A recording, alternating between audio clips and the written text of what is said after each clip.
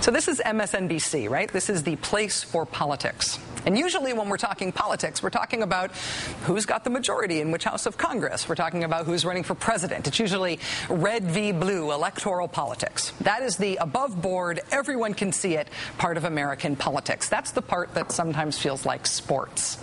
Well, here's a little story about what's happening in American politics beneath the surface. The part that's really not at all like sports and is more about what the country's really like and why it can't ever seem to change in substantive ways. In 2007, the company Smithfield Foods was engaged in a legal battle with the UFCW, the United Food and Commercial Workers Union. The UFCW wanted to unionize one of Smithfield's plants. Smithfield did not want their employees to be in the union. Smithfield ultimately filed a lawsuit against the UFCW, and at some point during that legal battle, Smithfield reportedly retained the services of a D.C. public relations firm called Berman and Company, which is headed by a man named Rick Berman. And right around the time that Smithfield hired Rick Berman for their legal battle against UFCW, up popped a website, UFCWexposed.com. It's a website dedicated to telling you how horrible the UFCW is. Now, that website happens to be run by a nonprofit that is also headed up by Rick Berman. Now, nonprofits, of course, don't have to disclose who their donors are. But it's an interesting confluence of events, right? Smithfield sues UFCW, Smithfield hires Rick Berman, and then Rick Berman's nonprofit group goes after UFCW without having to say who's funding them to do so. Now, that may be a mere coincidence, but if you follow the career path and accomplishments of Rick Berman, the odds of that being mere coincidence don't seem very good. Take, for example, another website, fishscam.com, which assures you that the mercury in your fish really isn't that bad for you. Fishscam.com is headed by Rick Berman. Or there's sunlightscam.com, which tells you that tanning beds really aren't that dangerous for you. Sunlightscam.com is headed by Rick Berman. How about sweetscam.com, which tells you that high fructose corn syrup is, hey, not all that bad. Feed it to the baby. Sweetscam.com, headed by Rick Berman. There's also animalscam.com, which gives you the, quote, truth behind the animal rights movement, headed by Rick Berman. Transfatfacts.com tells you that trans fats can actually unclog your arteries, headed by Rick Berman. Also attributable to Rick Berman, if you go to the website livingwage.com right now, just type it in. It'll make him happy. Livingwage.com, type it in. You will be redirected to the website of the Employment Policies Institute, another Rick Berman joint that is not at all about the living wage movement. It, again, this is a nonprofit, so it doesn't disclose its donors. But this website is there to tell you how bad it is to raise the wage level for the worst paid people in the country. Along those lines, Mr. Berman also runs a website called RottenAcorn.com, which goes after the community activist group Acorn, which works toward raising the minimum wage, among other things. All of this stuff is done by Rick Berman, and because he does it through nonprofit organizations, he doesn't have to tell you who pays him to do it. He doesn't have to tell you if, say, the seafood industry is behind fishscam.com. I don't know if it is. It's a question. I also have a question as to whether or not agribusiness is behind sweetscam.com and its praise for high fructose corn syrup. Mr. Berman is allowed to create all of these grassroots-looking websites and not tell you who's footing the bill. He's totally allowed, totally legal. And American politics right now is littered with groups like this right now. All of these purportedly grassroots organizations that say they stand for regular run-of-the-mill Americans, but we're not allowed to know who's putting up the money. And sometimes you find out that fake grassroots groups like Americans for Prosperity were founded by an oil baron. And then you think, hey, maybe that's why they're campaigning against climate change legislation. Sometimes you find out that the people who are sponsoring the big 9/12 Tea Party March on Washington is a group that's run by a lobbyist who's charging tens of thousands of dollars to other firms to gain access to that grassroots podium at that march. Just because someone calls themselves grassroots, someone calls themselves nonprofit, does not mean that they are not selling you corporate-funded PR spin. The target for what these folks are doing is us, the American people.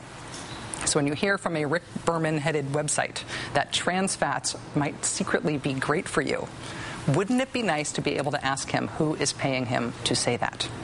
Well, joining us now is Rick Berman. He's president of the PR firm Berman and Company and founder of a bewildering number of pro-business nonprofit organizations. Mr. Berman, I commend you for wanting to come on the show, knowing exactly what this conversation was going to be like. Thank you for being here. Thank you for letting me come on. All right, so tell me what I just said there that is not true. I want to give you the chance to correct the record first. Well, first of all, I don't know if I have enough time to do that. Okay. But I brought some notes because I listened to some of your commentary on previous nights. Well, I don't want to say anything that's factually untrue, so tell me if I've got something wrong. I don't know that you say things that are factually untrue as much as with a healthy dose of sarcasm and with taking things out of context, you make them seem a lot worse than they are. Let's go to trans fat. Okay. Everybody used to use saturated fat. Then there was a group that is commonly called the Food Police, called the Center for Science and the Public Interest. So you call them the Food Police. Well, nobody else commonly calls them that. Well, actually, more and more people are starting to call them that. Because you're doing a good job. Well, thank you. But they said saturated fats are terrible. We need to go to trans fat. And they counseled the industry, and they counseled the government, and they counseled the media that we needed to move to trans fat. Over time, they decided, no, trans fats are bad. We have to go back to either saturated fats or some other fat. Now, the point is that trans fats are not particularly bad compared to saturated fats or vice versa. And trans fats, most people who get connected to trans fat get connected to it by putting margarine on their bread. That's what trans fats are. And when I see people say that trans fats, and we've seen legislators say trans fats are like lead in paint with kids eating lead chips. We've seen legislators say that they're just like rat poison. I put out a website and I say, listen, there needs to be some balance in this conversation. Okay. Trans fats may not be good for you. You may not, you shouldn't eat them in great amounts, but they are not rat poison. When you put out that website, though, what I want to know is, in order to assess the credibility of what you're saying, and when I see the ads that you're doing, the look at the website, what I want to know is, are manufacturers of foods that contain trans fats paying you to say it? I know where you're going. Listen, what you were saying before about nonprofits not disclosing their donors is something that is well known to people on the left, on the far left, and on the right. All through politics, people have nonprofits that are advocacy nonprofits, and they all are refusing to submit donor lists because people don't want to have their right to free speech curtailed by people coming after them. You know, the original case that went to the Supreme Court... Wait, before you do that, though, hold on. Like, before we talk about the Supreme Court, you just, without me interrupting you, like I did just now, you just gave this sort of soliloquy on why trans fats aren't so bad. In order for my viewers to know whether or not that was a paid-for testimonial by people who have a vested financial interest in trans fats being purchased and consumed by a lot of Americans, I want to know if somebody who makes trans fats or profits from them paid you to say it. Go on the website and look at the science. What I always are you saying that you won't tell me? Yes, of course, and I am just like all the groups on the left who won't tell you either. In fact, you put up one website about acorn, rotten acorn. The only thing wrong with that website homepage is that it's now been changed as of tonight because you had Melanie Sloan on, Melanie Sloan from Crew, and she has been attacking me over the years for one thing or another. And so tonight I put up, if you go to rottenacorn.com, you will see an expose of Melanie Sloan in Crew not wanting to disclose her donors. This is something on the right and the left. I want it, but what it's, and you can, if you're going to attack Melanie Sloan for not disclosing her donors, and I know that activistcash.com is another one of your vehicles by which you attack groups on the left and try to expose who their donors are.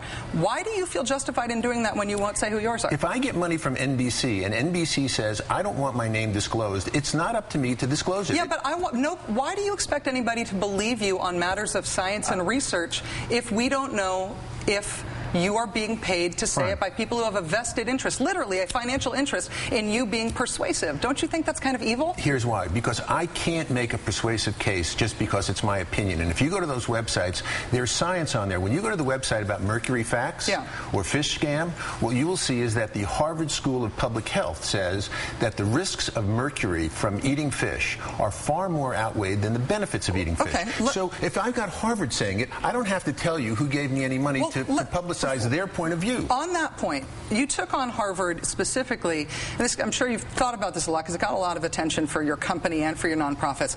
You took on Harvard on an obesity study. There was a study about obesity that you said was junk science. It was about whether or not soda is bad for you and contributes to childhood obesity. And I looked into a lot of your campaigning around that. And I saw, for example, your research director testifying to the FDA, was it, about that? Your research director is a guy named... Okay, it was written testimony. I was on your website. It was written testimony there. David Martosco is his name? Yes. Is he a scientist? No, David repeats other people's science. That's our point. Is he a doctor or is he... David is a Dartmouth graduate. He's one of the smartest guys in Washington about this stuff. He's been studying it for many, many years. I want to ask you this because I think it's important to know. Sure. When you're talking about your credibility on these issues, it has been reported that David Martosco, before he got this gig as your research director, his experience was that he was a producer in AM talk radio. And that was his previous job. David's had several jobs. Okay. David's had several. And his academic credential may be from Dartmouth, but it's a degree in music. Is that right? Here's my whole point. David doesn't come on and say, I have done the research and this is what the research says. David finds the research and publicizes it, and he gives people the opportunity to look at a balanced point of view. You should have him set it to music. Well, perhaps so. All right, this is going to be more fun after the commercial. Will you stick around? Or you can leave now if you want, but I'd love you to stick around. I want to stay the whole show if I can. All right. Rick Berman, thank you very much for being a great sport to being here. We'll be right back after this.